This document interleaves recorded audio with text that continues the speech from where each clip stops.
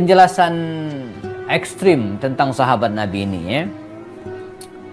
Di tahun 2006 ya, saya ke sana 2004 dan 2006 ya. 2006 saya pernah diundang oleh sebuah komunitas di Hong Kong ya, di Hong Kong menjadi pembicara selama beberapa hari di sana. Maka datanglah saya ke Hong Kong dan karena jatah libur saya, bukan jatah keluar kota saya masih ada waktu itu ya. Saya manfaatkan dengan salah seorang staf kameramen waktu itu ya untuk nyebrang ke Shenzhen. Ya, dari Hong Kong kami nyebrang ke Cina. Nyebrang maksudnya melewati migrasi ya, kan berbeda Hong Kongnya dengan Cina, negaranya berbeda. Dari Shenzhen kami naik kereta api menuju ke Guangzhou. Ya, dari yang kami dapatkan informasi bahwa di Guangzhou lah waktu itu atau yang kami ketahui sebagai tempat Islam pertama kali berkembang. Nah, jadi saya sebagai wartawan waktu itu ya mencoba untuk menelusuri tempat-tempat bersejarah ya, di Cina, khususnya di kota Guangzhou. Selama beberapa hari di sana, saya dengan kameramen ini menelusuri jejak-jejak Islam di Cina, di Guangzhou. Ada hal yang menarik. Kami menemukan nih sebuah kompleks pemakaman ya, sebuah kompleks pemakaman Muslim. Jadi pekuburan Muslim begitu kira-kira ya, Cina. Dan di atasnya, di gerbang kompleks pemakaman itu ada tulisan. Saya coba share. Ya. Jadi di atas, jadi ada kompleks pemakaman gitu kan, terus kita masuk. Nah di atasnya itu ada jemaah yang tergabung di aplikasi Zoom ya, bisa lihat ada tulisan Raudhah Abi Waqqas. Raudhah ini artinya taman. Raudhah Abi Waqqas. Taman Abi Waqqas. Taman Abi Waqqas. Nah, saya sebagai pencinta sirah, penggemar sirat Nabawiyah langsung tergelitik. Abi Waqqas, adakah hubungannya dengan Sa'ad bin Abi Waqqas? Maka saya waktu itu mencari orang yang memungkinkan untuk ditanyai, ya, untuk diajak, untuk diwawancarai. Maka ketemulah dengan salah seorang tokoh ustadz lah kira-kira ya, ustadz muda yang ada di tempat tersebut di Zoom ya. Saya tampilkan jamaah yang memerlukan slide-nya nanti mungkin bisa di-share ya. Nah, ketemulah saya dengan ustadz muda ini, Cina, Muslim. Agak unik di awal. Jadi saya tanya, "Can you speak English?" Bisa bahasa Inggris? No, nggak bisa. Jadi saya bilang, bagaimana kita mau wawancara ini? Dia tidak bisa bahasa Inggris, saya tidak bisa bahasa Cina kan. Jaga sembung bawa apa tuh namanya? Bawa tape ya. Capek deh. Nah jadi saya pengen menggali gitu kan tentang sejarah maksudnya Islam ke Cina. Apakah ada hubungan kompleks pemakaman tadi dengan sahabat Nabi Sa'ad bin Abi Waqqas gitu ya. Saya pengen nanya. Tapi masalahnya dia nggak bisa bahasa Cina. Dia nggak bisa bahasa Inggris gitu kan. Kalau dia bisa bahasa Inggris oke lah. Bisa nyambung ya. Dan saya ya nggak bisa bahasa Cina. Tapi Allah Subhanahu wa taala luar biasa jemaah mempertemukan kami dengan lughatul Quran. Ya, dengan bahasa Quran. Saya bilang, "Hal tatakallam al-Arabiyyah?" Ya. "Can you speak Arabic?" "Naam," gitu ya. Ternyata engkau ini ya fasih sekali bahasa Arabnya ya. Dan saya juga 4 tahun belajar bahasa Arab belajar sama orang Arab beneran gitu ya di ma'had kami di Lipia Jakarta. Dan saya diterima, dikasih brosur ya. Di depan saya ini ada brosur ya. Kemudian tentang komunitas-komunitas dan masjid-masjid yang di Guangzhou pada waktu itu. Dia pun bertutur tentang sejarah masuknya Islam ke Cina, kondisi Islam terkini di Cina dan seterusnya secara umum ya. Sampai pada pertanyaan saya bilang, apa hubungan tulisan Raudhah Abi Waqqas di gerbang pemakaman Guangzhou ini ya dengan sahabat Nabi Sa'ad? Kata beliau, kata engkau ini katanya, kami yakin 100% ya, Sa'ad bin Abi Waqqas itu pernah ke Cina sahabat Nabi yang sedang kita bicarakan ini pernah ke Guangzhou, Cina. Menikah dengan orang setempat dan melahirkan keturunan. Dan inilah komplek pemakaman keluarganya. Ya. Dan beliau juga ya. Nah, di sekitar itu juga ada tulisan-tulisan seperti ini ya, ada semacam prasasti. The history of this well has been more than. Jadi sejarah pemakaman ini, komplek ini, well ya, pemakaman pekuburannya itu sudah lebih dari 1300 tahun yang lalu. 300 years till now ya. It was built due to memorizing Sabi Sa'ad bin Abi Waqqas, who is uncle of Prophet Muhammad, peace on him ya, sallallahu alaihi wasallam, according to historic data the water of the sea. Jadi ini prasasti yang ada di sana ya, ini dibuat Jumdal Akhir 1429 tahun berapa itu ya. Nah, jadi dan kalau kita masuk ke dalamnya kita akan menemukan ya pemakaman Cina seperti ini. Jadi di dalam rumah gitu kan, kemudian dibangun ya layaknya pemakaman Cina gitu. Walaupun Muslim ya, tapi tetap aja dibangun, dan ini sebenarnya tidak boleh gitu ya. Tapi bagi mereka ini bagian dari memorizing ya, bagian dari untuk mengingat, mengenang ya, perjalanan sahabat Nabi ke sini. Nah, pertanyaannya adalah sejauh mana kebenaran informasi ini? Betulkah sahabat Nabi Sa'ad bin Abi Waqqas pernah ke Cina, meninggal di Guangzhou, dan makamnya ada di Cina hari ini? Betulkah? Kita akan bahas ya. Dari awal, Sa'ad bin Abi Waqqas, saya kasih titel pahlawan Qadisiyah. Ini sebuah tempat di Iran nih, di Iran ada sebuah lapangan nih, lembah luas nih. Saya nggak tahu hari ini apakah namanya kota atau provinsi atau apa.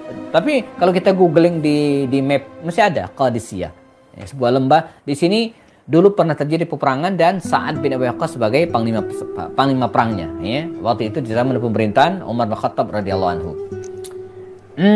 Ya, siapakah Sa'ad bin Abi Waqqas? Siapakah Sa'ad bin Abi Waqqas? Pemuda Quraisy kesayangan bunda.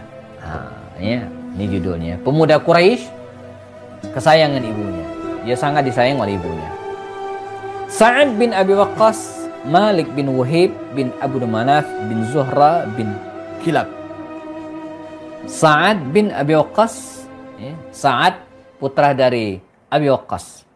Abi Waqqas ini nama asli adalah Malik bin Wahib bin Abu Manaf bin Zuhrah.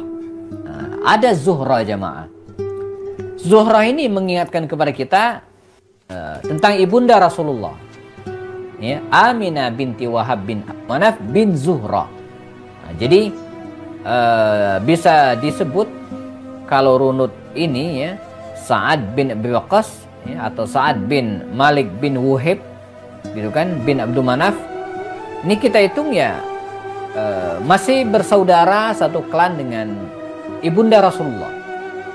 Jadi lebih dia lebih dekat, dan kemudian nasabnya dengan ibunda Rasul sallallahu alaihi wasallam, terbilang paman Rasul sallallahu alaihi wasallam. Quraisy dari kabilah terkenal, kabilah Bani Zuhrah ya, namanya kabilah Bani Zuhrah. Jadi di Makkah waktu itu ada kabilah-kabilah terkenal ya. Quraisy itu pohon besarnya begitu kira-kira ya. Nah, di bawahnya kan ada Bani Hashim, Bani Umayyah, Bani Amr, Bani Adi, ini kabilahnya Umar, Bani Saham dan seterusnya. Ada juga kabilah Bani Zuhra, ini ibunya Rasulullah. Kabilah Bani Asad itu istrinya Rasulullah, ya, Khadijah. Nah, dia berasal di kabilah terhormat yang sangat disayang oleh ibunya. Ya. Namun sejak kecil jamaah, Sa'ad bin Abi Waqqas ini tergolong sebagai sahabat Nabi yang mandiri. Ya. Jadi walaupun dia anak orang kaya gitu kan, tapi dia tergolong ya sahabat Nabi yang mandiri sejak kecil. Tidak begitu tergantung kepada kedua orang tuanya. Jadi dia sudah mulai bisnis ya, melakukan pekerjaannya sendiri, bersama dengan para sahabat Nabi yang lainnya waktu itu ada Abu Bakar As-Siddiq, ada kemudian siapa lagi, Abdurrahman bin Auf, ya. Mereka sudah terbiasa pergi ke Syam untuk berbisnis. Walaupun usianya masih belasan tahun nih, 17 tahun, tamat SMA belum ya. Ia termasuk orang yang sudah mapan secara intelektual, ya. Jadi sudah dewasa, sudah dewasa. Nah, ini juga PR bagi kita. Tua itu niscaya pasti, tapi dewasa tidak seiring dengan usia. Banyak anak-anak hari ini yang walaupun sudah 20 tahun usianya, bahkan 25 tahun usianya, banyak yang ini udah masuk dewasa. Dewasa secara biologis, tapi mentah secara psikologis, mentah secara mental, ya. Biologisnya, tubuhnya gitu kan, dewasa. Kalau akhwat wanita sudah menstruasi, dewasa secara biologis, tapi perilakunya gitu kan, kemandiriannya belum. Ini tidak terjadi pada Sa'ad bin Waqqas. Beliau walaupun usia 17 tahun tapi dia sudah mandiri. Ia tidak tertarik dengan kepercayaan sesat umatnya pada waktu itu atau kaumnya pada waktu itu. Sehingga dia tidak termasuk orang yang suka menyembah berhala dari kecil, tidak juga melakukan ritual-ritual jahiliyah. Nah, ini tentu saja membedakan dia dengan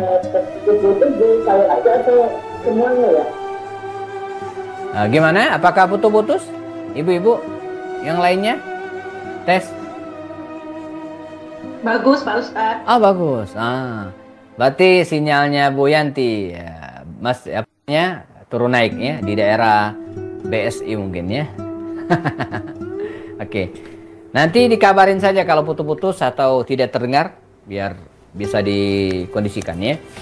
Oke. Jadi Sa'ad bin Waqqas ini walaupun usianya baru 17 tahun, jemaah, dia sudah menjadi pemuda yang dewasa, pemuda yang mandiri. Sekali lagi saya ulang, ini PR kita ya, agar melakukan pendidikan kepada anak-anak ya, seiring dengan bertambahnya usianya dan seiring juga dengan bertambahnya kemandirian dan sikap dewasanya secara mental ya. Dia masuk Islam sejak awal ya, di tangan Sayyidina Abu Bakar As-Siddiq radhiyallahu anhu dan beberapa yang lainnya. Dan dikisahkan orang ketiga masuk Islam dari kalangan dewasa ya, setelah Abu Bakar As-Siddiq radhiyallahu anhu. Dan Rasulullah sangat senang dengan keislaman Sa'ad ini. Marhaban ya Sa'ad. Oh, jadi senang sekali karena masih ada hubungan darah dengan ibunya Rasulullah Aminah. Namun senangnya Rasulullah SAW ini ya, tidak selaras dengan ibunda Sa'ad ya. Sang ibu justru sangat tidak senang dengan keislaman Sa'ad. Alasannya karena berlawanan dengan agama dan kepercayaan nenek moyang mereka waktu itu. Ya. Ini kayak apa ya? Sebagian dari kita hari ini mungkin yang usia-usia saya mungkin, kalau usia-usia yang lahiran 70 ya, kemudian 75 ya, itu saya sering menyebut generasi yang sangat beruntung. Generasi yang sangat beruntung. Generasi Bu Mahda, Bu Yeni ya, atau ya seusia-usia kita lah yang 40 tahun, 50 tahun ya. Kenapa disebut beruntung? Sebab kami ya, atau saya pribadi alhamdulillah ya, masih bisa merasakan permainan-permainan tradisional dulu. Ya, main kelereng, main petak umpet, main apalah yang namanya ya, yang tidak dinikmati lagi oleh anak-anak kita hari ini. Nah, di satu sisi kita juga sudah bisa merasakan kemajuan teknologi. Nah, ya, kalau bapak saya itu kan, itu dia masih bisa merasakan permainan-permainan dan kondisi tradisional dulu, tapi tidak bisa lagi merasakan kemajuan teknologi seperti sekarang. Nah, kalau kita ini kan enak nih, dapat ya, kebiasaan-kebiasaan dulu dapat, nah, sekarang juga dapat gitu ya. Jadi kemajuan teknologi kita juga rasakan. Nah, cerita apa hubung dengan Sa'ad bin Waqqas? Jadi ibunya ini nggak mau meninggalkan kebiasaan-kebiasaan nenek moyang mereka dulu. Ya. Menyembah berhala, membuat sesajian untuk berhala, menyembelih hewan ternak untuk berhala. Dia nggak. Nah, Sa'ad bin Waqqas meninggalkan semua itu. Ini yang kemudian membuat ibunya ini protes, memaksa Sa'ad bin Abi Waqqas agar keluar dari Islam dan kembali kepada agama nenek moyang mereka lagi. Tapi dia tetap tidak mau. Ya, sampai ibunya ini mengatakan, ya Sa'ad, kalau engkau tidak mau keluar dari agama Muhammad itu, saya akan protes dan ya, berjanji tidak akan makan. Mogok makan, Bu. Mogok makan ya. Jadi kalau hari ini ada demonstrasi suka mogok makan sampai berhari-hari lemes gitu ya. Wah, itu tradisi jahiliyah dulu ya. Dan yang kedua katanya, saya tidak akan mandi. Wah, ya. Jadi tidak akan mandi, tidak akan makan ya. Rasulullah Sa'ad bin Abi Waqqas datang menghadap Rasulullah. Ya Rasulullah, katanya, saya diancam oleh mak saya. Saya kalau tidak keluar dari agamamu, agama Islam, dan dipaksa harus masuk ke agama nenek moyang mereka, maka ibu saya enggak akan makan. Mogok makan. Dan juga kata beliau, tidak akan mandi ya? Dan tidak akan mandi serta tidak akan nyisir rambut. Ini kan kaul dari ibunya Sa'ad ini ya. Maka turunlah firman Allah Subhanahu wa taala dalam surat Luqman ayat yang ke-15. Ya, dimulai di ayat yang ke-14, Allah Subhanahu wa taala berfirman, "Wa wasaynal insana biwalidayhi hamalathu ummuhu wahnan ala wahn wa fisaluhu fi 'amaini an ishkur li wa liwalidayka al-masir." Ini perintah agar berbuat baik kepada kedua orang tua. Ya. Dan kami wasiatkan kepada manusia agar berbuat baik kepada kedua orang tuanya yang telah mengandungnya dalam keadaan sulit, lalu menyapihnya selama 2 tahun, selesai menyusui selama 2 tahun. Anishkurli, agar bersyukur kepadaku, wali walidaik, dan bersyukur terima kasih kepada kedua orang tuanya. Pada ayat yang ke-15 Allah berfirman, wa in jahadaka ala an tusyrika bi ma laysa laka bihi ilm fala tuti'huma. Nah, ini korelasi ayat. Wa in jahadaka, kalau kedua orang tuamu ya, kalau ibumu jahada an tusyrika bi ma laysa laka bihi ilm, untuk mensekutukanku atas apa-apa yang tidak engkau ketahui, fala tuti'huma, jangan ikut. Maka berdasarkan ayat ini ya, maka Sa'ad bin Waqqas tidak boleh mentaati ibunya, tidak boleh. La ta'ata fi ma'siyatillah, tidak boleh taat untuk hal-hal yang bermaksiat, walaupun yang nyuruh orang tua kita. Kalau maksiat nggak boleh, tidak boleh taati ya. Jadi ketika kemaksiatan dilakukan, orang tua kita, ibu kita nyuruh melakukan suatu kemaksiatan, nggak boleh taati walaupun kedua orang tua kita. Tapi di luar itu ya, wasahibhuma fid dunya ma'rufa, kata Allah ya. Tetapi di luar itu ya, kita boleh bermusahabah, bermuamalah mereka dengan baik. Dan kata Rasul menambahkan, ya Sa'ad, jangan khawatir, engkau hendaklah tetap dalam keislamanmu. Wallahi demi Allah, ibumu itu, kata dia, kalau dia lapar pasti makan. Kalau rambutnya gatal nih, dia pasti sisiran, pasti mandi. Demikian kata Rasul SAW. Dan ini kemudian membuat keistiqomahan seorang Sa'ad bin Waqqas itu tetap dipertahankan. Dia tetap bergeming dengan prinsipnya ya. Dan untuk itu kemudian wajar kalau dia tetap mendapatkan siksaan ya, dari orang-orang kafir Quraisy, terutama dari kabilah Bani Az-Zuhrah. Dia dipukul, lalu kemudian diseret ya, oleh para pamannya agar keluar dari Islam ya, tapi dia tetap tidak mau ya. Nah, pada era ketika Rasul masih berada di Mekah, jemaah, dia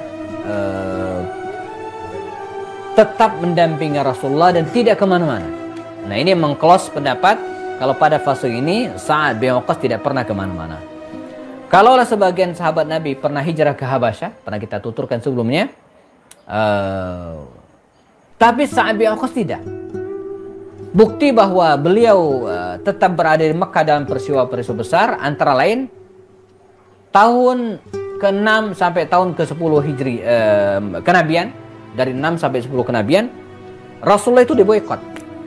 Tidak boleh keluar rumah, tidak boleh berbisnis dengan siapapun. Ya, kaum muslimin tidak menikah dengan siapapun, gitu kan, diboikot selama 3 atau 4 tahun lamanya. Ya, dari tahun ke-6 sampai tahun ke-10 kenabian. Sa'ad bin Abi Waqqas pun turut boykot.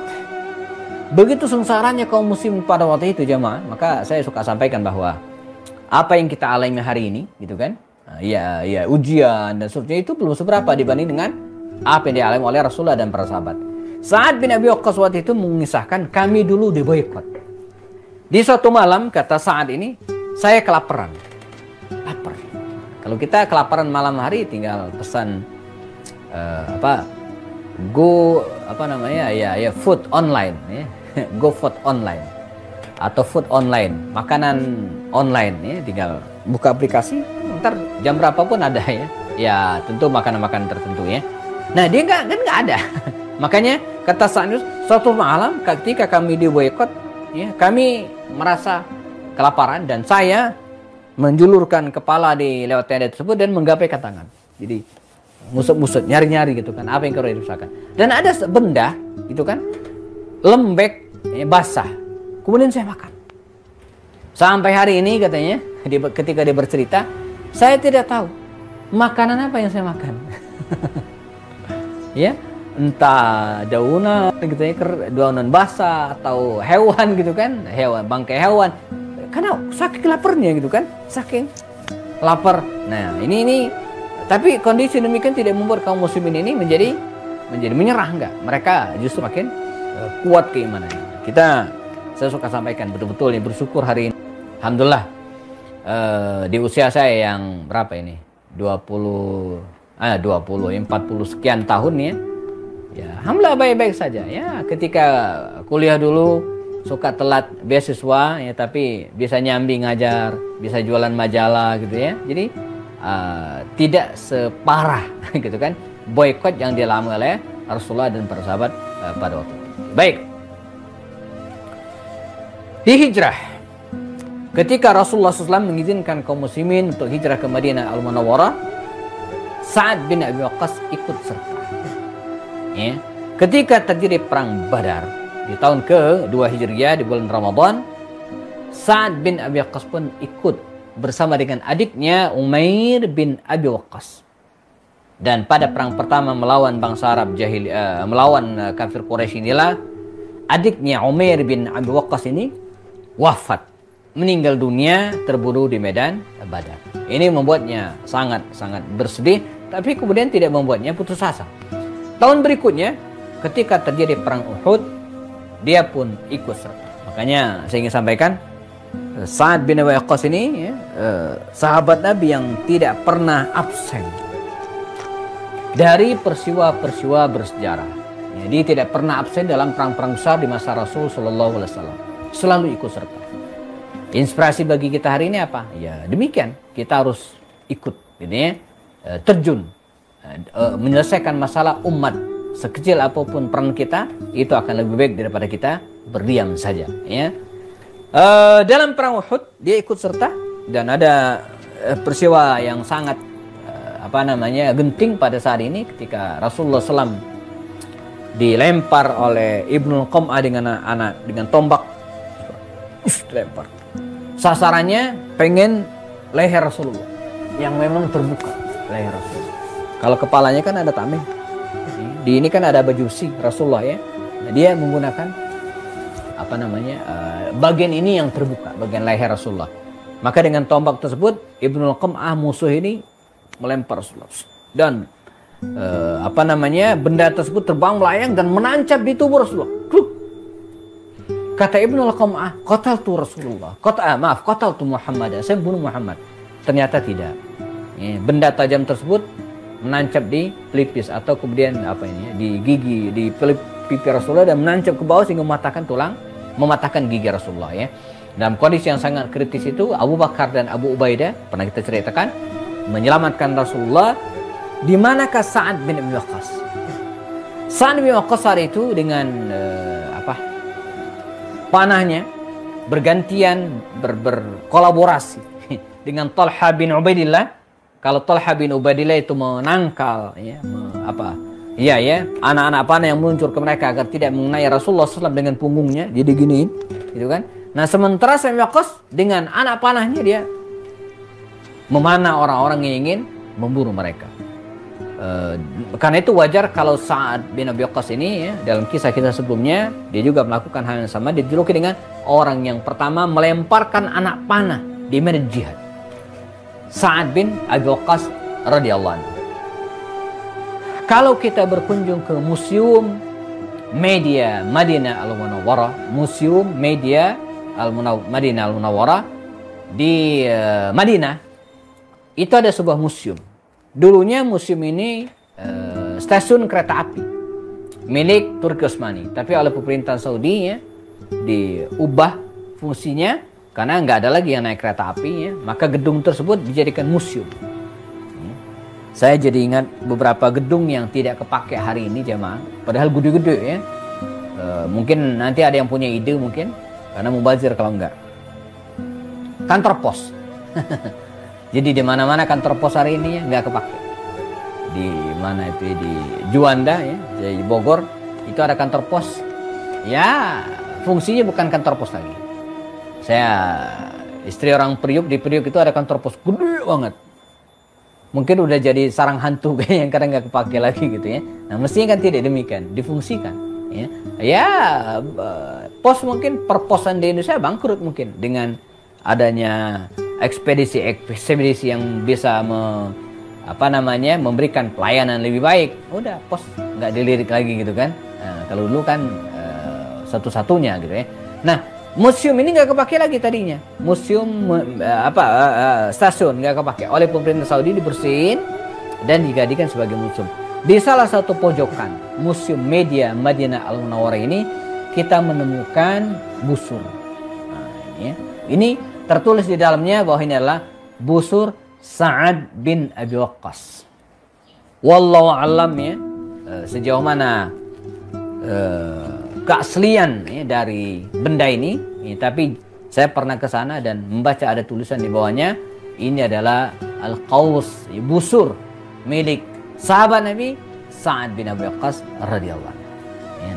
Nah sisanya jemaah Sa'ad ini terus mendampingi Rasulullah sampai Nabi meninggal dunia. Ketika Rasulullah SAW wafat meninggal dunia dan pemerintahan dikendalikan oleh Sayyidina Abu Bakar Siddiq radhiyallahu anhu, Sa'ad bin Waqqas termasuk orang yang mendukung Abu Bakar. Bahkan dia juga berada di front terdepan memerangi orang-orang kafir, orang-orang murtad, nabi-nabi palsu.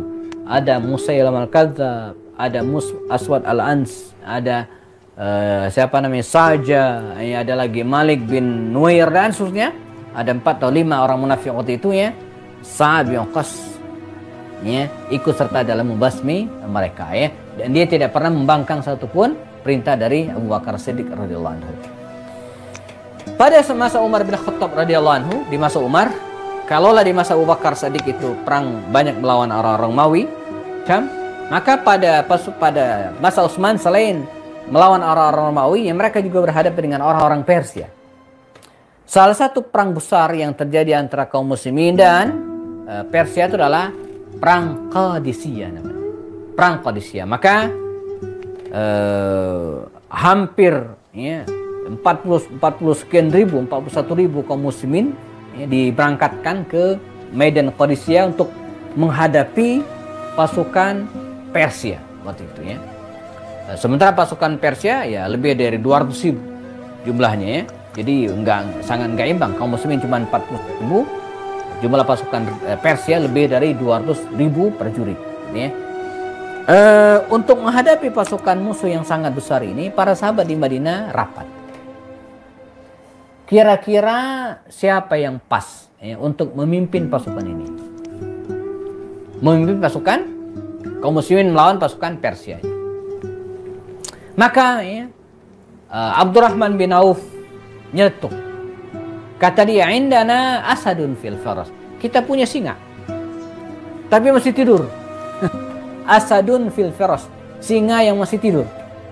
Kata Umar, bangunkan singa. Singa ngapain tidur gitu ya? Tidur di sini maksudnya bukan tidur benaran, maksudnya belum diberdayakan. Padahal dia seorang pemberani. Maka berangkatlah Sa'ad bin Waqqas menuju ke Iran, gitu kan? Pasukan berangkat ke Qadisiyah, tempat pertempuran akan berlangsung. 4.000 pejuang, 99 orang pernah ikut perang Badar, 319 pernah ikut Bai'atul Ridwan, 300 orang pernah ikut Fatu Makkah, ditambah dengan bantuan dari lembah Mesopotamia dan seterusnya. Belakangan berjumlah menjadi 30.000 tentara. Dan ditambah lagi menjadi 41.000 tentara. Ini jumlah kaum muslimin, 41.000. Pasukan Persia waktu itu jumlahnya 200.000. Ya. Sa'ad bin Waqqas ditunjuk sebagai panglima. Ya. Namun qadarallahu jamaah, Sa'ad bin Abi Waqqas sakit. Badannya penuh dengan bentol-bentol, panas, dan kata yang lainnya, kalau engkau mau bisa mengundurkan diri dari panglima perang. Kata dia, enggak. Saya tidak mungkin meninggalkan amanah ini ya. Kalau begitu, kata Sa'ad bin Waqqas, buatkan bagi saya gedung. Nah, kalau sekarang gedung apa ya? Bangunan tinggi. Dan bawa saya ke atas. Itulah yang terjadi. Sa'ad bin Waqqas digotong naik ke lantai paling atas. Nah, dari ketinggian inilah kemudian dia berusaha untuk mengangkat tubuhnya dan melihat ke bawah, melihat jalannya peperangan. Jadi dia menjadi dan dalam kondisi seperti itu ada anak buahnya bolak-balik turun, ngabarkan ke pasukan, naik lagi, bolak-balik begitu. Jadi Sa'ad bin Waqqas ini memimpin pasukan perang jamaah dari atas loteng bangunan dalam kondisi sakit. Ini luar biasa. Qadar Allah, ya, setelah berkecamuk perang 3 hari lamanya, Allah Subhanahu wa taala memberikan kemenangan kepada mereka. Ya, walaupun pada pasukan Persia ini mereka menggunakan gajah gitu kan, menggunakan peralatan perang yang sangat dahsyat, namun pada akhirnya kaum muslimin bisa memenangkan peperangan ya, dan tidak luput juga dari keberanian kaum muslimin pada saat itu. Baik. Ya. Setelah tidak lama dari peperangan tersebut, beliau sehat lagi. Sehat dan meneruskan penaklukan ya, ke pusat kekuasaan kerajaan Persia, masuk ke kota Madain. Ada kota namanya kota Madain. Inilah ketika kaum muslim berhasil menguasai kota Madain ini, ditaklukkan, maka dengan demikian resmilah kerajaan Persia ini runtuh dan berada di tangan kaum muslim. Harta rampasan perang berlimpah pada waktu itu, sebagian dikirim ke Madinah Al-Munawwarah, termasuk diantaranya pakaian kebesaran kerajaan Persia pada waktu itu. Yang dulu sempat kalau kita pernah cerita tentang sejarah hijrah Rasulullah, ketika Nabi hijrah, beliau sempat diburu oleh Suraqah bin Malik Al-Mudliji. Saya pernah ceritakan, ya, dan akan menangkap Rasulullah tapi gagal. Kemudian Nabi mengatakan, wahai Suraqah, suatu saat engkau akan menggunakan pakaian kebesaran kerajaan Persia. Dan pada masa Umar hal itu terwujud ketika Sa'ad bin Abi Waqqas dan pasukannya berhasil menguasai Persia. Jadi sadaqa ar-Rasul, sadaqa Rasulullah sallallahu alaihi wasallam. Nah, ini ya yang tadi ya. Dikabarkan Sa'ad bin Waqqas ini berusia panjang dan sempat terpilih menjadi salah satu kandidat ya, dalam perang menggantikan Umar. Jadi ketika Umar bin Khattab wafat, meninggal dunia, dia tidak memilih seorang pun pengganti. Umar cuman membentuk tim. Abdurrahman bin Auf, Sa'ad bin Waqqas, Talha bin Ubaidillah, lalu kemudian siapa lagi? Zubair bin Awam, Sa'id bin Zaid, dan Abu Ubaidah bin Jarrah.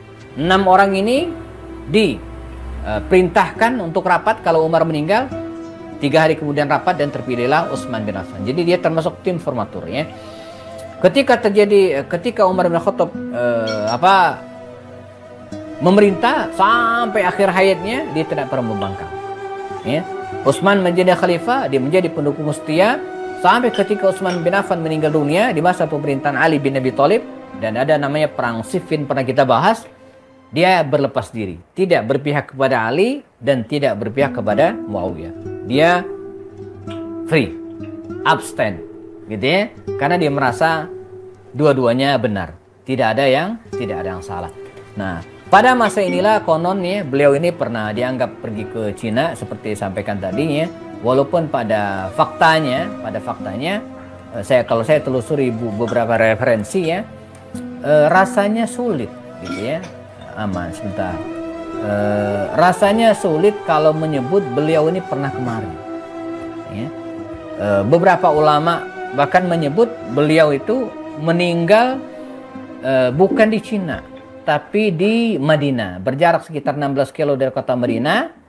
Aisyah sendiri menuturkan waktu itu dalam riwayat seperti disebutkan dalam kitab Usudul Ghaba fi Ma'rifatis Sahabat, dalam kitab ini ya, dikatakan, kata Aisyah, saya melihat mengintip waktu itu orang-orang menandu jenazah Sa'ad bin Abi Waqqas dan dimakamkan di Baqi al-Gharqad.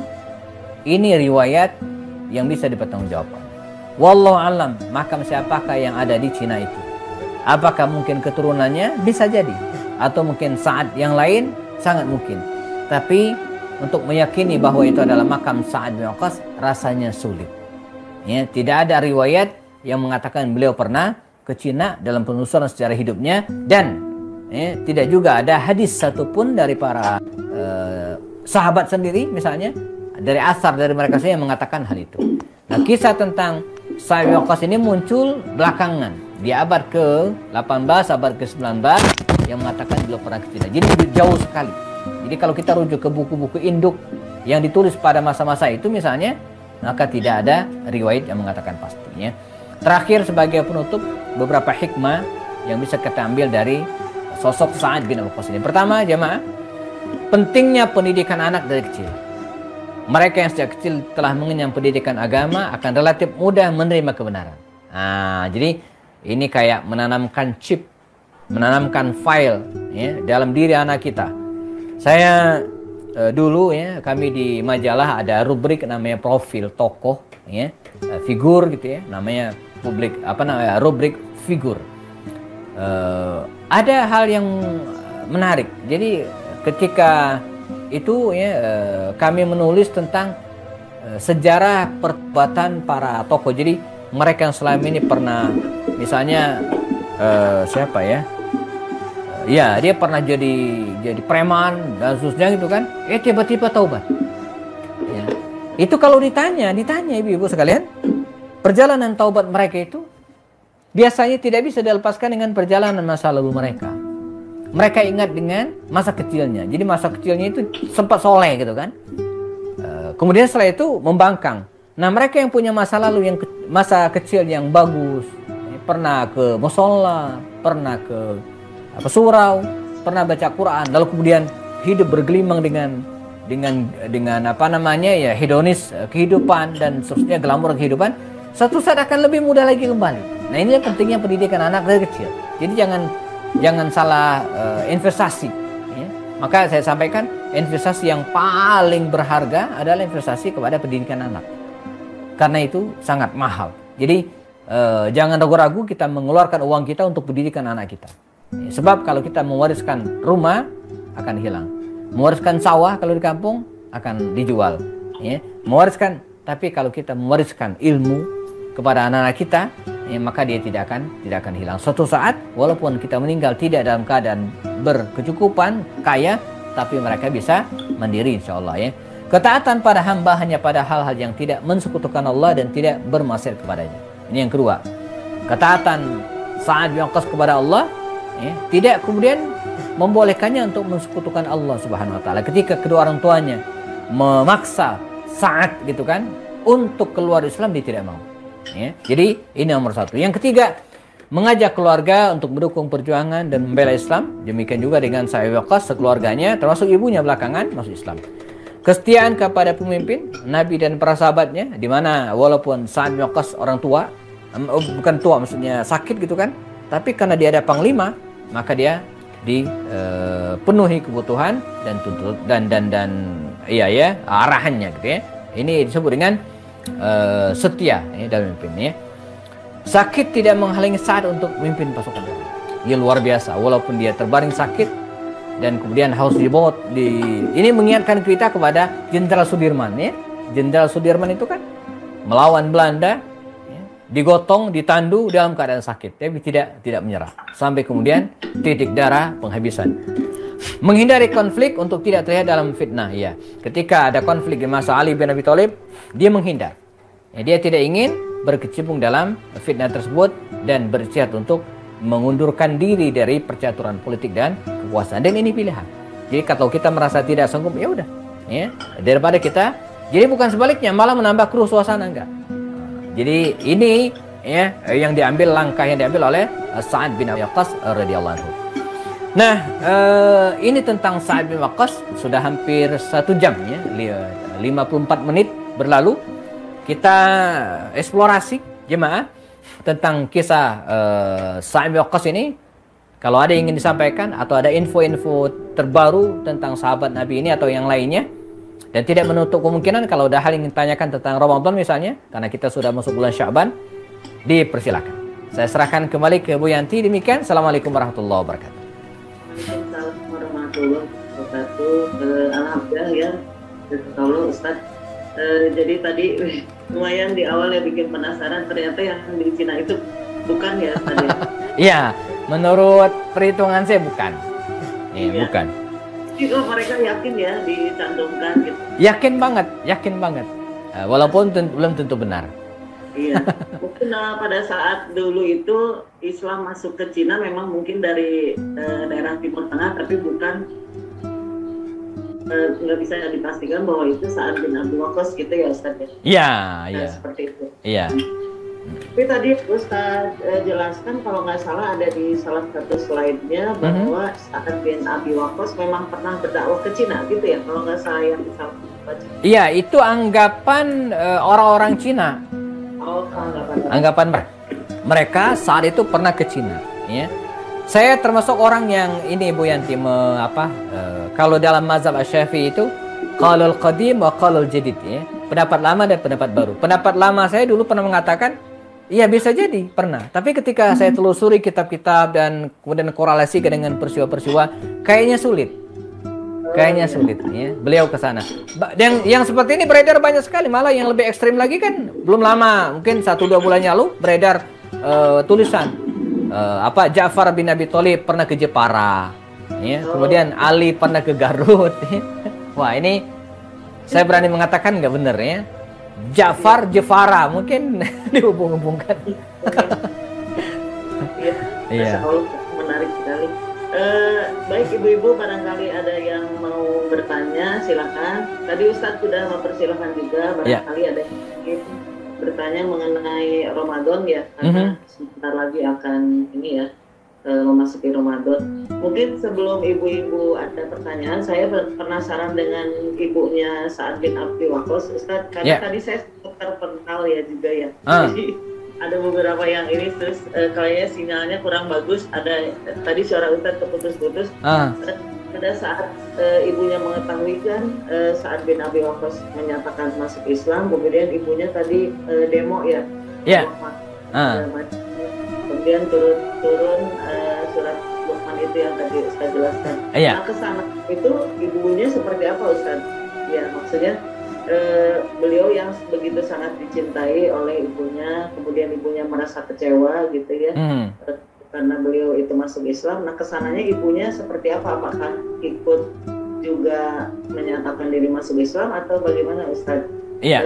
Mereka gitu maksudnya antara Sa'ad bin Abi Waqqas dan ibunya ini gitu. Iya. Mungkin saja saya ingin itu tahu. Iya. Jadi betul seperti sampaikan tadi bahwa ketika mendengar Sa'ad bin Abi Waqqas ini masuk Islam gitu kan, maka ibunya ini marah besar ya. Dia marah besar sampai kemudian seperti sampaikan tadi dia mengancam gitu kan untuk tidak untuk tidak mandi ya. Dalam riwayat lain untuk tidak bersisir ya. Orang nggak mandi kan rambutnya kucelek gitu kan. Kucelek gitu ya. Dan tidak juga makan ya, mogok makan, tidak makan ya, sampai kemudian akhirnya oleh Rasul biarin aja gitu kan, biarin aja ya. Ibunya malah dalam riwayat kata Rasulullah, kalau dia pengen kalau rambutnya gatal kata Rasul dia pasti mandi ya. Kalau dia kalau lapar pasti makan ya. Maka ini yang membuat Sa'ad bin Waqqas ini tetap bergeming dengan pendiriannya ya, tetap. Nah, bagaimana dengan ibunya ya? ibu Sa'ad bin Waqqas ini ya. Pertama, ibu Sa'ad bin Waqqas ini wanita terhormat. Maka dia berani mengatakan hal itu ya. Dari keturunan mulia Hamna binti Sufyan namanya ya. Namanya adalah Hamna binti Sufyan. Ada dari tadi saya coba kotak-katik, saya pernah punya buku judulnya saya ingat banget judulnya ya, Ummahatus Sahaba judulnya. Ummahat as-Sahaba. Artinya itu ya, Ummahat Sahaba yang dikarang oleh Syekh Abdul Aziz Asy-Syanawi, terkenal. Di rak sebelah. Saya ingat ukuran bukunya nggak begitu tebal. Seperti inilah ya. Ummahat Sahaba. Ibu para sahabat. Nah, dikisahkan dalam buku itu ada ibunya, termasuk juga ibunya Abu Bakar. Ibu Abu Bakar itu sama. Ibu Abu Bakar itu pertama nggak setuju ya. Ibunya Abu Hurairah. Termasuk Hamna binti Sufyan ini ya, yang awalnya tidak mau ya. Ya, tidak masuk Islam ya. Dikenal sebagai kalangan bangsawan, berparas cantik, anggun, dan dia juga seorang gemar mendidik anaknya untuk menjadi pokoknya dominan lah gitu kan. Dia dominan banget gitu kan. Dominan banget dibanding dengan suaminya bahkan ya. Namun pada akhirnya dia masuk Islam. Ya, pada akhirnya dia memeluk Islam, dan ini yang membuat Sa'ad bin Abi Waqqas ini ya begitu senang gitu kan, begitu bergembira. Siapa yang tidak bergembira sama dengan Abu Bakar? Abu Bakar Siddiq itu bahkan dia meminta kepada Rasul sendiri, ya Rasulullah, doain ibu saya supaya masuk Islam, gitu kan? Supaya masuk Islam. Kata Rasulullah kemudian mengangkat tangannya dan mendoakan, dan tidak lama setelah itu ibunya Abu Bakar juga masuk Islam. Nah, makanya ini semacam saya suka sampaikan hal yang perlu kita perhatikan dalam birrul walidain. Ya. Jadi birrul walidain itu bukan hanya memberikan makan kepada orang mertua gitu kan, bukan hanya memberikan kebutuhan yang sifatnya duniawi gitu kan, tapi juga memperhatikan ukhrawi mereka. Ya, pastikan kedua orang tua kita ibaratnya tidak ada masalah, misalnya kan. Kalau perlu ada dana, misalnya kita berangkatkan mereka untuk haji atau umroh. Jadi yang kita perhatikan bukan hanya kebutuhan duniawinya, tapi juga kebutuhan ukhrawinya. Sebagaimana para sahabat memperhatikan ibu-ibu mereka. Kalau Rasulullah ya nggak bisa karena sudah keburu meninggal dunia gitu kan. Nah ya, oke. Baik, ada lagi? Ya. Jadi Ustaz,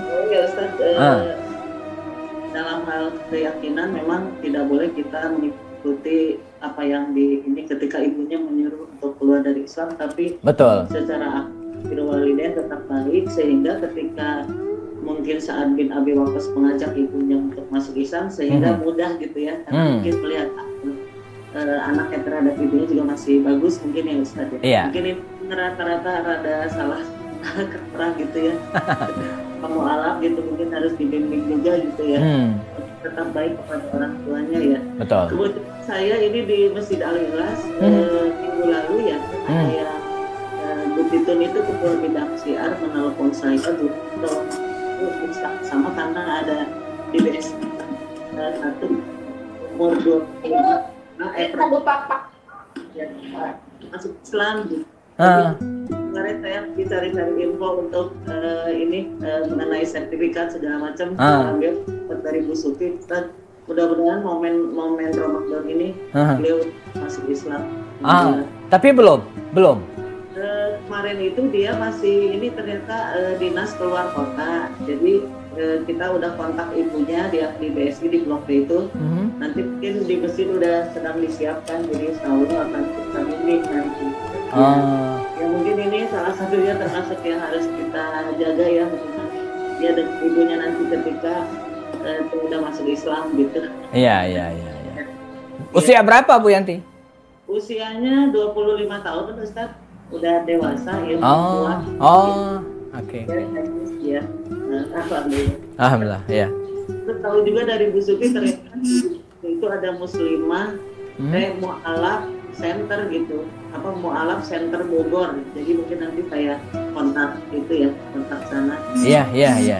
Ya, penting untuk follow up-nya. Jadi orang jangan hanya disahadatin habis itu ditinggalin enggak. Nah, itu. mesti ada pendampingannya gitu ya. Tuh, kasihan juga soalnya. Iya, betul. Karena bisa jadi kan mereka ada yang diusir oleh oleh keluarganya gitu kan. Itu kalau enggak bahaya gitu ya. Betul. Cukup berat ya buat mu'alaf ya memahami. Baik ibu-ibu, barangkali ada yang mau bertanya dipersilakan. Boleh Teh Yanti? Enggak. Mau izin off cam ya Ustadz ya? Monggo, silakan, monggo. Assalamualaikum warahmatullahi wabarakatuh. Salam warahmatullahi wabarakatuh. Ini pertanyaannya bukan tentang siroh tadi. Boleh ya Ustadz ya, berkaitan dengan mu'alaf sebenarnya. Kami itu punya sahabat mu'alaf gitu ya Ustadz. Nah, di dalam pernyataan-pernyataannya itu semakin kesini itu semakin kita tahu tidak seperti yang dulu kita kenal lah gitu ya Ustadz ya, maksudnya izin ini salah satunya itu adalah menyatakan diri bahwa saya Islam abangan, saya menolak membayar zakat, saya nggak mau naik haji, dengan berbagai macam alasan.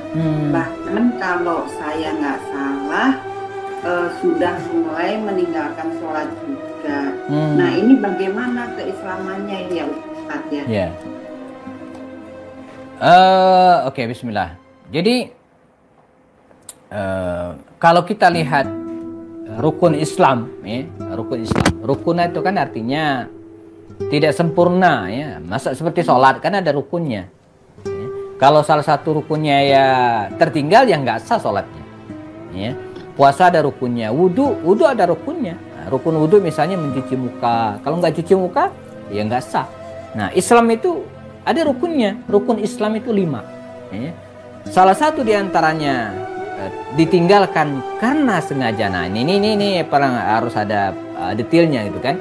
Meninggalkan dengan sengaja atas kemampuan dirinya, bukan karena tidak mampu. Misalnya enggak pergi haji, kenapa? Ya enggak mampu, di luar, misalnya di luar ke atas ya. Tapi kalau dia mampu, ya, maka itu tidak dibolehkan ya. Maka para ulama ketika misalnya sholat saja Bu, sholat. Apakah hukum orang yang meninggalkan sholat? Kita bicara sholat saja, belum puasa, belum yang lainnya gitu kan. Apa hukum orang yang meninggalkan sholat? Jadi kalau seseorang meninggalkan sholat, kufran biha, menganggap bahwa sholat itu nggak wajib, ya, maka dia kafir. Al-farqu bainal muslimi wal kafir sholat, kata Rasul. Beda antara seorang muslim dengan orang kafir itu sholat. Kalau dia sholat muslim, kalau nggak sholat kafir, gitu kan? Tapi dengan penjelasan bahwa sholatnya itu, dia tidak sholat itu karena meyakini bahwa sholat itu nggak wajib. Tapi kalau dia meyakini sholat itu wajib, cuma dia malas saja.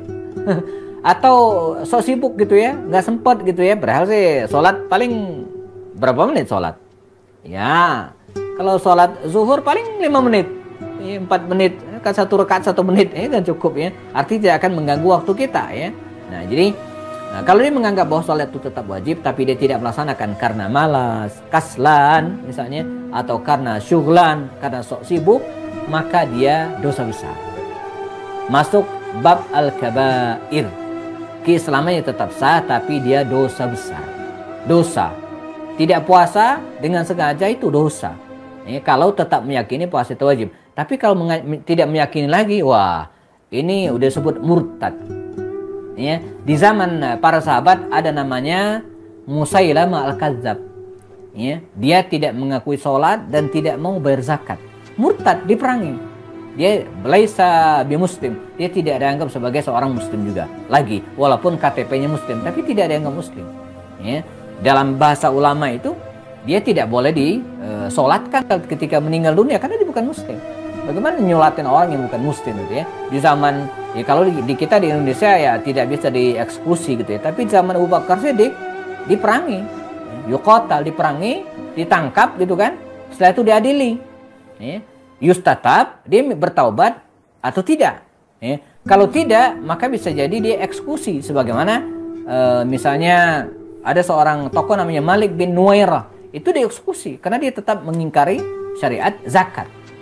Jadi Malik bin Nuwairah itu ya ditangkap oleh Khalid bin Walid. Kemudian ditanya, "Ya Malik, ma ra'yuka anis salat? Bagaimana menurutmu tentang salat?" Kata Malik ini, "In amartumuni bis salati usalli." Kalau kalian perintahkan saya salat. Berarti enggak ikhlas dong katanya kalau dipaksa salat. Ya ikhlas itu kan masalah hati katanya. Jadi benar juga. Bagaimana dengan zakat? Kata Khalid bin Walid. Kata dia kalau zakat ya katanya al-malu mali, harta saya dan tidak pernah akan saya berikan kepada siapapun. Berarti dia mengingkari zakat. Maka Khalid ya mengeksekusi ya, orang tersebut setelah berkali-kali diajak bertaubat tapi tidak mau. Walaupun di Madinah sempat guncang itu karena Umar menyesalkan gitu kan. Mestinya dieksekusinya di Madinah, jangan di lokasi peperangan. Tapi Khalid enggak. Nah, ini penjelasannya. Jadi tergantung ya ketika dia mengingkari rukun-rukun rukun-rukun Islam tadi, maka dia termasuk ya murtad, tidak bisa dianggap sebagai muslim lagi. Hatta yustatab, dimintakan bertaubat. Gitu ya. Nah, oke.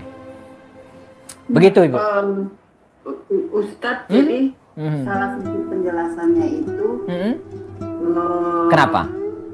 Dia merasa salah satu memang ada riwayat dia trauma dengan dengan model pendidikan yang menurut dia radikal gitu. Sempat yang bersangkutan itu taat syariah gitu, tapi setelah perjalanan subhanallah, ya itulah yang terjadi dan kemudian lebih memilih yang penting dia jadi orang baik sehingga zakat bagi dia mendingan bayar pajak dibanding bayar zakat. Iya. Oke. Lalu bagaimana kedudukan suaminya ya Ustaz? Kalau katakanlah beliau dalam tanda kutip belum bisa dinasihati untuk bertaubat. Ya oke. Ya begini. Baik. Iya. Jadi begini. Pertama ini ada emang fenomena seperti ini. Saya dulu ya terbilang uak lah gitu kan, kakaknya ibu, cuman udah ipar. Waktu saya pulang dari pesantren, ya ini ngetes ilmu gitu kan. Kata dia, ini baru pulang dari pesantren kan, lulus ya sekarang. Ini Wak mau nanya, gimana Wak? Mirip tadi. Wak ini katanya dia menunjuk diri saya ini katanya insya Allah enggak berzina. Artinya enggak melakukan dosa kan? Tidak mencuri, tidak korupsi. Ya, saya insya Allah katanya kan. Tapi tidak juga sholat.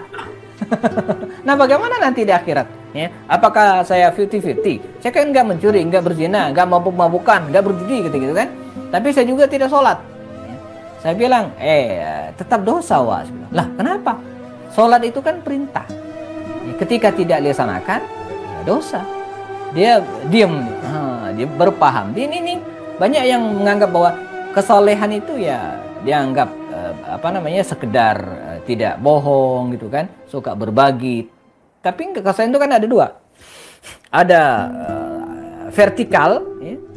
Ini disebut dengan hablum minallah gitu kan. Kan salat itu kan hablum minallah, ya. Ada hablum minannas. Tidak cukup dengan salah satu di antara duanya. Ada orang yang hablum minallah saja, baik kepada Allah saja, tapi dengan orang lain bermasalah, nggak boleh. Dua-duanya harus jalan.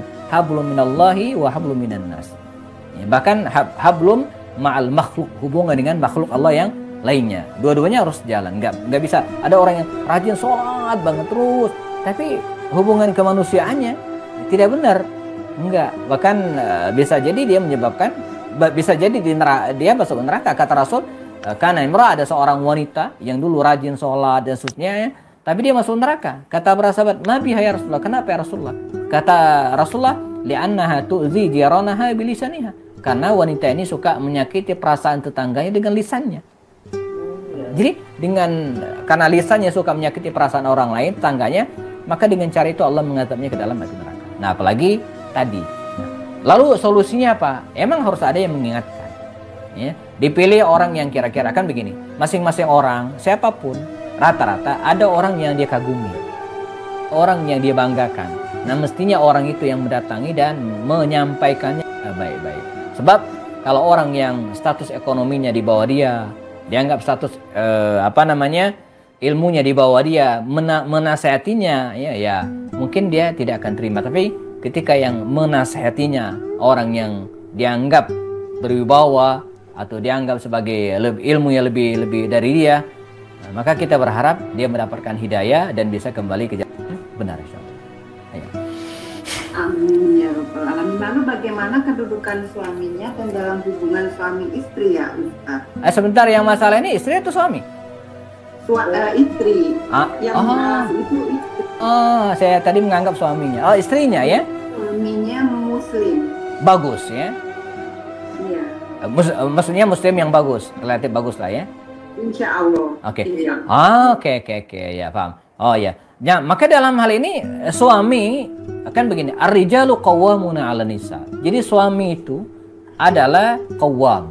Nah, qawwam itu pemimpin, pengendali, ya.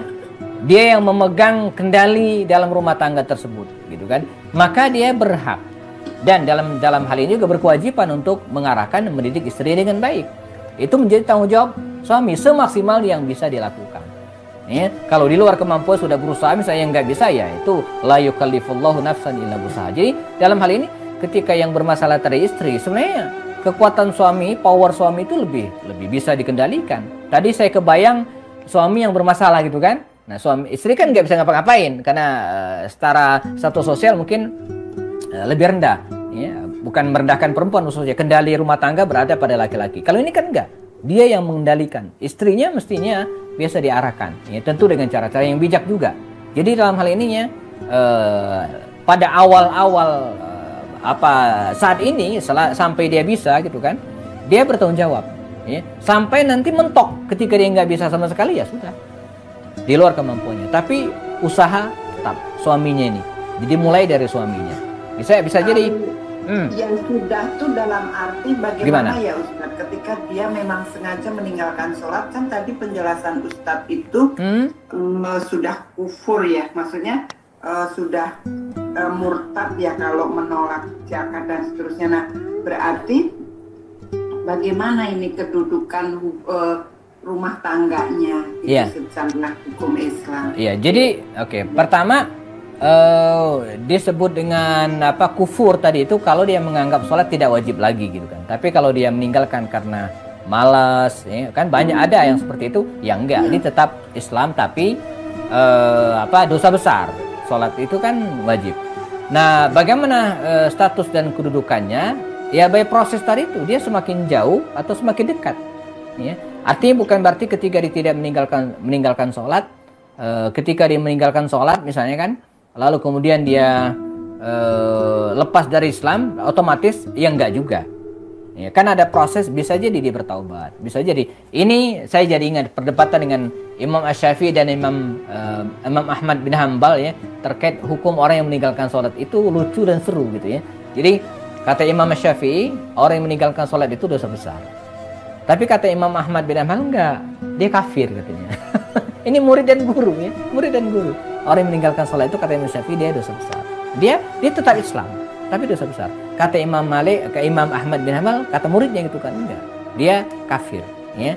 Nah, lalu bagaimana dia masuk Islam? Kata Imam Syafi'i, ya enggak usah. Ini dia tinggal sholat selesai. Ya. Tapi kata Imam Ahmad bin Hanbal enggak, dia tetap harus bersyahadat ulang. Nah, bagaimana kalau dia bersyahadat ulang, lalu kemudian tidak sholat ketika itu kan? Kata Imam Syafi'i, ya muslim. Tapi kata Imam Ahmad bin Hanbal enggak, dia tetap kafir sampai dia sholat. Jadi sampai sebatas itu perdebatan mereka. Nah, jadi intinya apa? Ketika dia meninggalkan sholat, ya, tidak seperti kemudian dia usir rumahnya, enggak bisa, enggak. Tetap ada proses, ya, memberikan nasihat. Bisa jadi sebulan, 2 bulan, ya. Ya, nanti dilihat posisinya itu semakin jauh dari Islam atau semakin dekat. Kalau semakin jauh, maka pada titik itulah kondisinya. Begitu dia meninggal, berarti jauh dari Islam, udah. Jadi kan seseorang itu kan dihukum pada endingnya. Akhirnya nanti apa gitu kan? Nah, jadi kita tidak bisa menghukum seseorang sekarang, nggak bisa. Makanya saya paling bukan males ya, menghindar menulis biografi seseorang yang masih hidup. saya agak menghindar. Karena kita nggak tahu endingnya nanti, jangan-jangan dia nggak bagus gitu kan. Tapi kalau orang sudah meninggal kan enak. Misalnya menulis Buya Hamka, Muhammad Nasir, Cokroaminoto kan enak, orang meninggal. Enak. Tapi kalau masih hidup, jangan-jangan dia nanti set ending gitu ya. Su'ul khatimah. Sementara kita nulisnya udah bagus-bagus gitu kan. Nah, jadi itu yang makanya yang berarti bisa melalui suaminya. Sangat mungkin suami, orang-orang dekatnya ya. Kalau dia masih punya, dan dakwah itu saya sampaikan mengajak, merangkul gitu kan. Jadi bukan mengejek. Dakwah itu mengajak bukan mengejek, dakwah itu merangkul bukan memukul.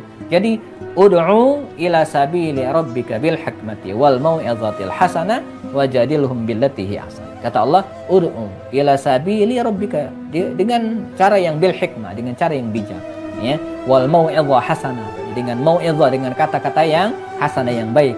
Wajadilhum billati hi ahsan. Anda pun harus berjidal, berdebat billati ahsan, dengan cara yang baik. Jadi tidak boleh dengan cara yang kasar ya. Kita bisa minta bantuan orang yang disegani oleh dia, ustazah atau siapa kira-kira yang disegani oleh ibu ini ya. Kita bisa melakukan pendekatan lewat, dan insyaallah jika ini kita lakukan ya, maka orang itu kan kadang sebenarnya hatinya itu sudah menerima. Cuman karena ada kesombongan gitu kan. Ini emang Abu Jahal itu bukan tidak tahu Islam itu benar, tapi karena sombong gitu kan. Orang kalau udah sombong udah dia merasa tinggi, dan makanya sombong itu kan dalam bahasa Arab diantara definisi adalah batarul haq ya, menolak kebenaran. Itu orang yang sombong itu menolak kebenaran. Wa ghabtun nas, dan meremehkan orang lain. Jadi orang lain diremehin, kebenaran ditolak. Itu definisi sombong yang kemudian membuat banyak orang tergelincir gitu ya. Padahal dia tahu itu kebenaran, tapi karena kesombongan ada dalam dirinya, dia tidak mau menerima. Nah, ini yang harus kita siasati ya. Jadi masuk lewat jalan yang memungkinkan dia bisa terima dengan baik. Begitu Bu. Mas jazakallah khairan Ustaz. Wah, sama-sama Ibu ya. Terima kasih. Sama-sama. Kita targetkan untuk mendekati suaminya ya, Katin ya. Ya.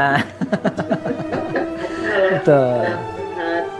Pemahaman orang yang sebenarnya dulunya mu'alaf, sebenarnya dulunya bagus, tapi karena trauma dengan dia ikut bergabung dengan yang saklek-saklek, sebenarnya dia belum siap, sehingga pencapaian batiniahnya belum nyampe Ustadz ke kegiatan-kegiatan yang menurut dia dalam kacamata dia saklek, akhirnya sekarang berbalik ke belakang dan kadang menjelekkan Islam.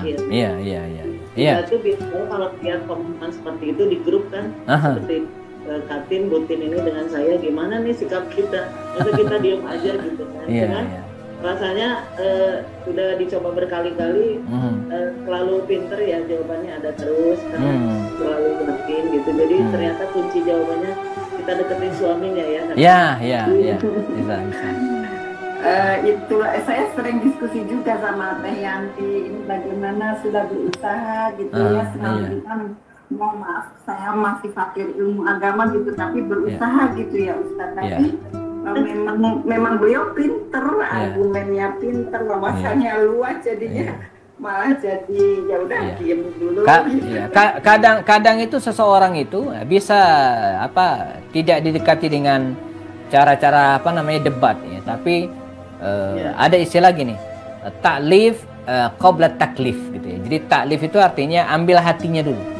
Jadi buat dia terikat dengan kita ya, kagum dengan kita, merasa tunduk itu kan. Kalau sudah demikian ya, taklif itu apapun kita suruh akan ditaati kan, rumusnya kan begitu. Jadi at-ta'lifu qabla taklif, taklif qulub gitu kan, dekatkan hati ya. Kalau udah kena ya sisanya apa aja kita suruh, insyaallah dia akan ngikut karena sudah terikat ikatan hati itu. Nah ini makanya kita akan selalu berdoa agar hati kita itu kuat ya gitu kan. Ya muqallibal qulub tsabbit qulubana ala dinik, kan begitu. Karena masalah hati itu susah gitu kan. Iya betul. Kalau saya pernah baca sih beliau pas nulis di grup saya sudah nggak sholat loh. Jadi kalau yang saya baca dia sih alasannya nggak sholat itu ketika dia sholat justru menimbulkan kesombongan dalam dirinya sehingga merendahkan orang lain, sehingga itu membuat dia salah satu alasan meninggalkan sholat. Nah, saya berpikir kalau yang seperti itu kan bukan sholat aja, bisa aja misalnya dia beli mobil, dia rumah lagi, bisa timbul kan rasa sombong dan katakan ketika melihat orang kan itu apa pergulatan batin pola pikir yang sebetulnya bisa saja kalau kita lihat kan itu datangnya dari setan ya Ustaz ya. Betul. Nah, sholat dia merasa dengan sholat saya ternyata saya kok jadi sombong melihat orang lain, rasanya jadi kurang solihah misalnya. Nah itu kan sebetulnya ya di sini ya salahkan diri kita sendiri kalau seperti itu. Betul. Sekali dengan sholat, nggak mungkin Allah itu menyuruh umatnya atau mensyariatkan sesuatu yang menimbulkan itu tuh menjadi orang yang tidak baik. Betul, gitu ya. betul. Iya. Dan dari itu memang full godaan setan. Kan setan menggoda manusia, apalagi orang yang sudah taat misalnya. Orang taat banget misalnya, sholat itu yang di cara setan menggodanya sebaliknya, bukan meninggalkan sholat, tapi justru dengan sholatnya itu dia merasa dirinya lebih benar daripada orang lain. Jadi memang setan itu yang masuk dari sisi yang kadang justru kita lemah kan. Coba kita evaluasi, kita kan masing-masing punya kelemahan. Jadi kalau biasa kelemahan itu ditutup, jangan sampai setan masuk dari situ. Ya, kalau bahasa saya kepada para bapak terutama ya, setan itu bisa masuk dari 3 ta, harta, tahta, wanita. Ya, Anda lemah dari sisi mana? Ada orang yang digoda dengan harta berlimpah, dia nggak masalah gitu ya, santai aja. Bukan itu kelemahannya. Ada orang yang diuji dengan jabatan tinggi, tidak mengubah dirinya, tapi ada orang yang diuji dengan wanita. Justru di situ kelemahannya, di situ kita harus waspada gitu kan. Jadi kita coba evaluasi kita masing-masing. Kelemahan kita di mana sisi? Itu yang kita tutup. Ya. Kalau kita suka sombong gitu kan, kelemahan dari kita suka dipuji, maka cobalah untuk beribadah tidak secara terang-terangan. Kalau infak ya diam-diam gitu kan. Ya. Tapi itu jangan sampai masuk pada jebakan setan yang berikutnya. Ini memang kayak jebakan setan. Jadi ada orang yang saya sholat di rumah saja. Kenapa? Saya takut kalau sholat di masjid sombong. Nah, ini kan itu jebakan setan. Jebakan setan begitu ya, tidak mau beramal karena takut sombong. Termasuk alasan begini juga sih, aku lebih nyaman sholat di rumah karena lebih khusyuk dibandingkan sholat ke masjid berjamaah. Ada bapak-bapak yang juga menyampaikan seperti itu, berarti itu jebakan setan. Betul ya. Jadi kan ada rumusnya begini, tarkul ibadah, ya, meninggalkan ibadah gitu kan, karena manusia itu syirik ya. Tapi meninggalkan ibadah karena Allah gitu kan, enggak sebaliknya. Jadi tarkul ibadah, meninggalkan ibadah karena Allah itu syirik, tapi meninggalkan ibadah karena manusia itu riya. Dan dua-duanya nggak benar ya. Jadi ada orang yang kayak tadi itu, saya kalau merasa lebih khusyuk mungkin, tapi kalau yang ada lagi yang lebih fatal, saya pengen di rumah saja sholatnya supaya ikhlas gitu kan. Nah ini kan jadi nggak benar. Ini banget maksudnya benar-benar nyuri celah banget ya.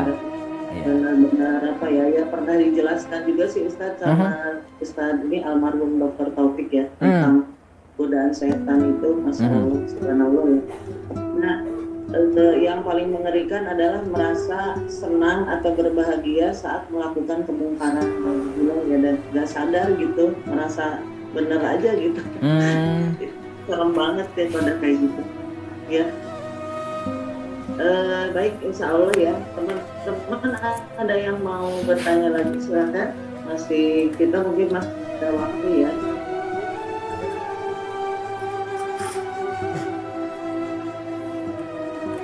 Silakan kalau ada.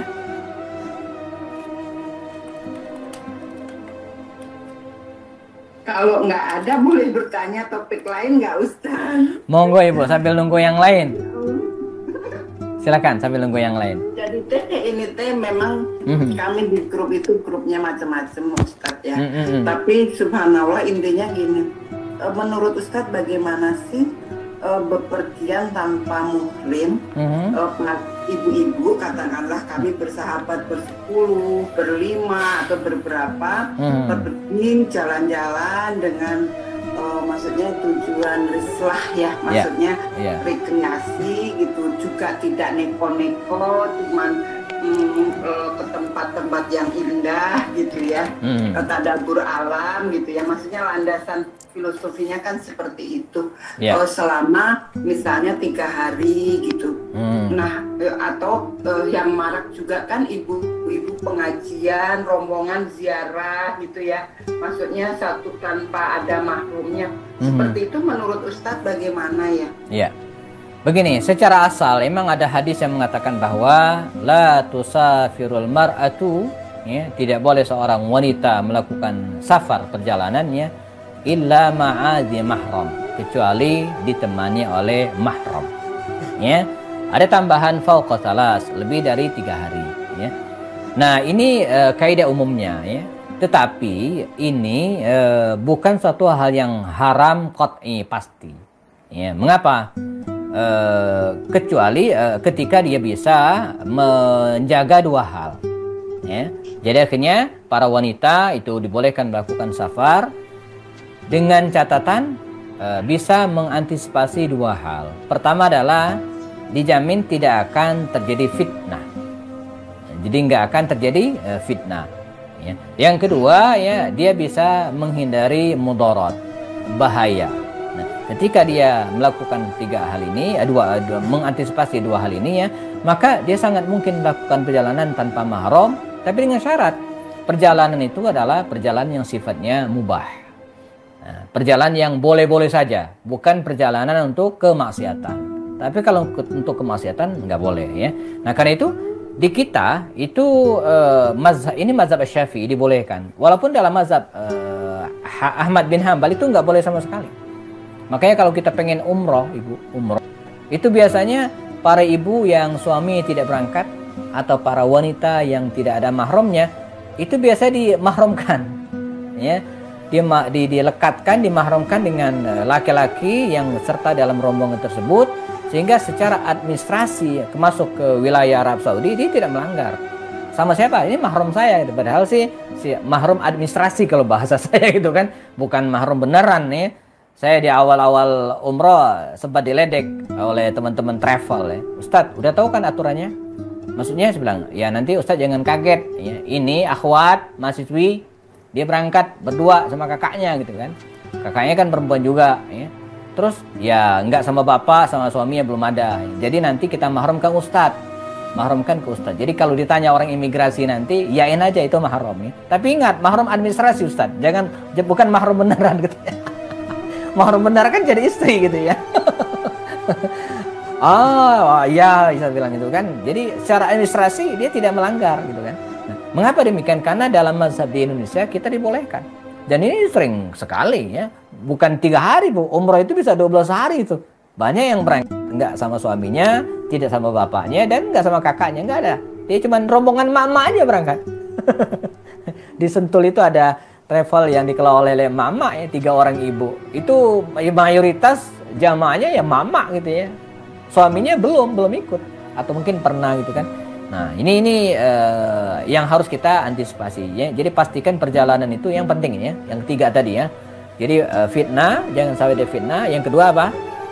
Tidak membahayakan, tidak berbahaya. Kemudian yang ketiga sebagai tambahan, pastikan perjalanan itu dalam perjalanan yang minimal mubah, bukan perjalanannya yang diharamkan. Nah, ketika dia bisa menjaga ini, ya, maka dalam mazhab Syafi'iyah mereka diperkenankan melakukan perjalanan, ya. Itu mungkin pandangan saya, Ibu.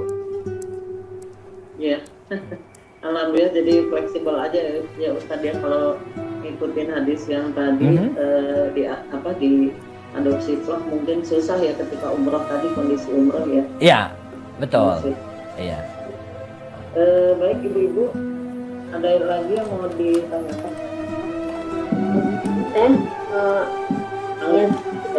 Ya. Di Opcam. Ya Ustaz, ini kan yang kemarin juga yang sebelumnya yang membahas tentang 10 sahabat yang dijamin masuk surga itu. Nah, itu Ustaz, kalau kita Ustaz pernah bilang kan ya jumlah sahabat tuh banyak sekali gitu ya. Ribu ya kalau nggak salah ya Ustaz ya. Iya. Nah itu tuh gimana ya Ustaz? Maksudnya kenapa yang disebutkan oleh Rasulullah itu 10, sedangkan itu posisi yang 10 ini apakah mereka mempunyai keutamaan dibandingkan dengan sahabat yang lain atau seperti apa gitu Ustaz? Ya. Jadi begini, penjelasan tentang para sahabat Nabi dan jaminan mereka masuk surga itu berbagai redaksi hadis. Ya. Ada yang disebutkan namanya, ya, ada yang disebutkan per grup, ada juga yang tidak disebutkan namanya, tetapi disebutkan julukannya.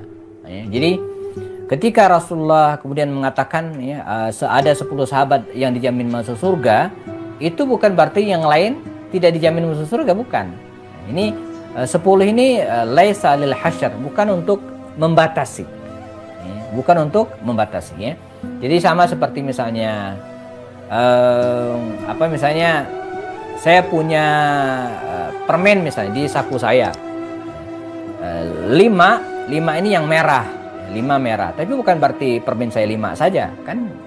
Cuman misalnya saya punya permen 5, saya kasih ke kamu 5 misalnya kan.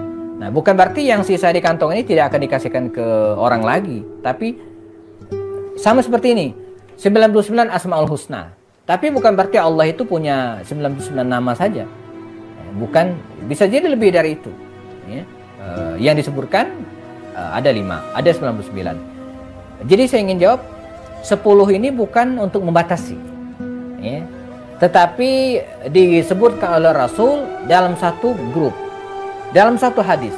Kata Rasul, Abu Bakar fil jannah, Umar fil jannah, Utsman fil jannah, Ali fil jannah, Abdurrahman fil jannah, Sa'ad bin Waqqas fil jannah, Talha fil jannah, Zubair fil jannah, Sa'id bin Zaid fil jannah, Abu Ubaidah fil jannah. Nah, ini 10, close gitu ya. Nah, dalam hadis lain tapi terpisah, Nabi juga mengatakan, misalnya siapa? Semalam saya mendengar Bilal bin Rabah, saya mendengar terompahnya Bilal bin Rabah itu di surga. Ya, saya mendengar terompah Bilal di surga. Artinya apa? Bilal juga masuk surga. Kan nggak mungkin. Masa terompahnya kedengaran suaranya orang yang nggak ada, kan nggak mungkin. Berarti Bilal masuk surga. Tapi kan tidak termasuk 10 sahabat tadi itu. Tapi dia masuk surga. Atau misalnya Zaid bin Haritha. Kata Rasul, semalam saya bermimpi. Jauh setelah ketika Zaid meninggal, saya bermimpi ketemu dengan seorang jariyah syabah, seorang wanita muda.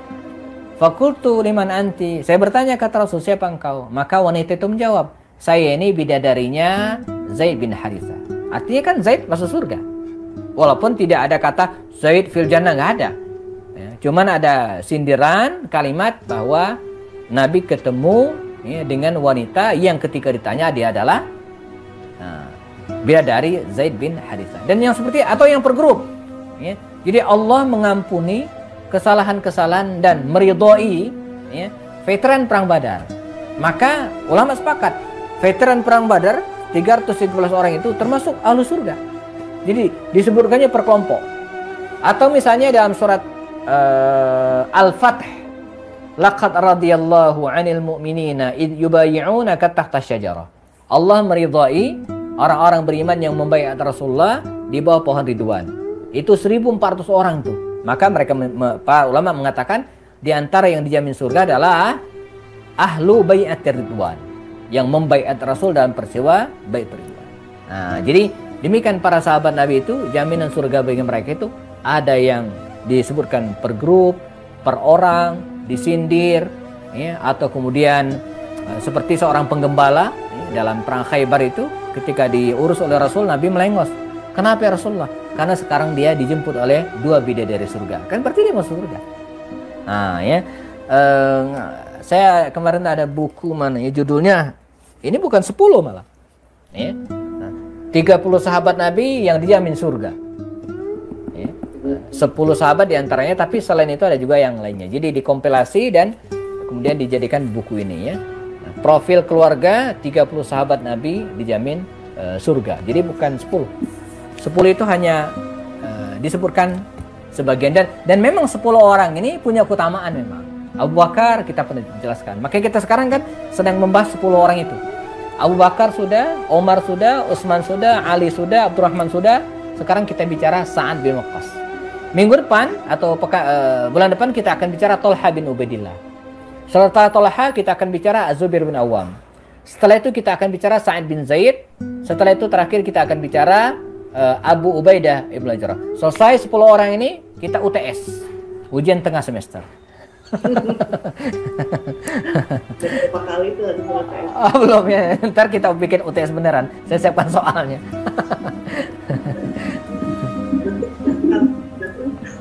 Iya. Mau multiple choice atau esai ya? Mau apa? Mau open book atau close book? Open book ya. Ini sama seperti saya ngajar mahasiswa sama itu ya. Saya bilang mau close book atau open book. Ya, open book ya udah saya bikin esai kalau open book. Masa open book pilihan ganda? Ya, biasanya gimana Ustaz kalau ngasih mid test gitu? Campur atau selalu esai? Saya biasanya kalau yang apa namanya, kalau mahasiswa artinya perkuliahan beneran ada 2. Jadi ada yang pilihan ganda, terus ada yang esai. Tapi di kelas-kelas online itu biasanya saya minta ngisi di tempat, jadi nggak ada kesempatan nyontek. Oh iya. Jadi 15 menit sebelum kajian gitu kan, soalnya saya share. Udah, jawabnya juga via online. Dan langsung ke Google Form. Jadi begitu send, ketahuan benarnya berapa, salahnya berapa. Terus lebih canggih ya Ustaz ya, biar nggak diinformasi. Iya, jadi kalau mau apa nyari jawaban googling nggak sempet, keburu habis waktunya. Iya, nggak sempat. Betul. Karena kalau sirah di googling muncul semua ya. Oh, iya. Iya betul. Baik, ibu-ibu ada yang mau bertanya lagi? Insya Allah sebentar lagi kita 10 menit lagi ya menuju jam 3. Seputar Ramadan tidak ada yang bertanya. Sepertinya ada ini semua ya. Sudah berulang Bu Yanti, sudah setiap tahun kan Ramadan. Jadi sudah hafal. Mungkin tahun ini lebih longgar daripada pandemi awal kali ya Ustaz ya. Semoga demikian insya Allah. Mudah-mudahan masjid juga sudah mulai merapatkan, kecuali di BSI belum nih, masih debatan karena masih tinggi katanya angkanya di BSI ini. Iya. Okay. Terus kajian Ahad itu kan banyak manulanya, nah itu kita liburkan itu masih. Kalau kajian subuh sama kajian Ustadz yang malam itu masih, karena kebanyakan kan emang bapak-bapak yang duduknya juga nggak rapat gitu. Iya. Ramadan ini udah Insyaallah aman. Pandeminya udah aman ya. Baik Ustadz, karena ibu-ibu tidak ada yang bertanya lagi dan waktu sudah jam 14.51 ya di HP saya. Mudah-mudahan semua ilmu yang kita dapatkan hari ini bisa kita ambil hikmahnya ya dari sosok sahabat ini, Sa'ad bin Abi Waqqas. Mudah-mudahan juga kita mampu melahirkan anak-anak kita ya ke depannya, kita mampu hantarkan mereka menjadi orang-orang yang solih-solihah ya, yang berani berjuang ya Ustaz ya, karena ini ditindas terus, yang lindasnya menteri agamanya lagi. Iya. Baik, untuk menutup saya persilakan kepada Ustaz untuk memimpin doa. Mangga dipersilakan Ustaz. Oke, baik ibu-ibu dan jemaah sekalian rahimakumullah, kita cukupkan dengan doa. Harapan kita sebagai sampaikan tadi, Ramadan ya, tidak sampai sebulan lagi. Doa kita semoga diberikan keberkahan di bulan Rajab kemarin, Sya'ban sekarang, dan sampaikan usia kita ke bulan Ramadan. A'udzubillahi minasyaitonirrajim. Bismillahirrahmanirrahim. Alhamdulillahirabbil alamin, hamdan syakirin, hamdan na'imin, hamdan yuwafi ni'amahu yukafi mazidah. Rabbana lakal hamdu kama yanbaghi li jalali wajhikal karim 'azimi sultanik. Allahumma rabbana arzuqna ilman nafi'ah wa 'amalan mutaqabbala wa rizqan halalan tayyiban mubarakan ya rabbal alamin. Allahumma rabbana ja'alna muqimis salah wa min dzurriyyatina rabbana taqabbal du'a. Allahumma rabbana la tada' lana fi majlisina hadha dhanban illa ghafartah wa la daynan illa qadaitah wa la maridan illa syafaitah wa la hamman illa farajtah wa la hajatan min hawaijid dunya illa wa anta ridha wal nasalah ya rabbal alamin. Allahumma rabbana la tuzigh qulubana ba'da idh hadaytana wa hab lana min ladunka rahmatan innaka antal wahhab. Rabbana hab lana min azwajina wa dhurriyyatina qurrata a'yun waj'alna lil muttaqina imama. Rabbana atina fid dunya hasanah wa fil akhirati hasanah wa qina adzabannar walhamdulillahi rabbil alamin. Demikian, assalamualaikum warahmatullahi wabarakatuh. Waalaikumsalam warahmatullahi wabarakatuh. Jazakallahu khairan kepada Ustaz. Mudah-mudahan sehat semuanya ya Ustaz. Amin, mohon doanya. Alhamdulillah Sehat. Baik, Ibu, kita tutup dengan membaca hamdalah. Alhamdulillahirabbil alamin. Alhamdulillahirabbil alamin. Astagfirullahaladzim. Subhanakallahumma bihamdika asyhadu an la ilaha illa anta astaghfiruka wa atubu ilaik. Jazakumullah ibu-ibu semuanya yang sudah hadir. Ya Ustaz, mangga. Ya. Saya izin, makasih banyak. Mohon doanya selalu. Assalamualaikum. Assalamualaikum warahmatullahi wabarakatuh. Oke, baik para jamaah sekalian dimanapun berada, alhamdulillah barusan kajian bersama dengan ibu-ibu Majelis Ta'lim Sahabat Hijrah. Ya, temanya tentang Sa'ad bin Abi Waqqas radhiyallahu anhu. Kita ketemu lagi di kajian-kajian berikutnya, insyaallah. Semoga Allah selalu memberikan kesehatan kepada kita dan kemampuan agar bisa istiqomah di jalannya. Dan bagi teman-teman yang ingin ikut kajian atau kelas online, ya, silakan klik linknya di deskripsi di video ini, insyaallah. Saya pamit. Assalamualaikum warahmatullahi wabarakatuh.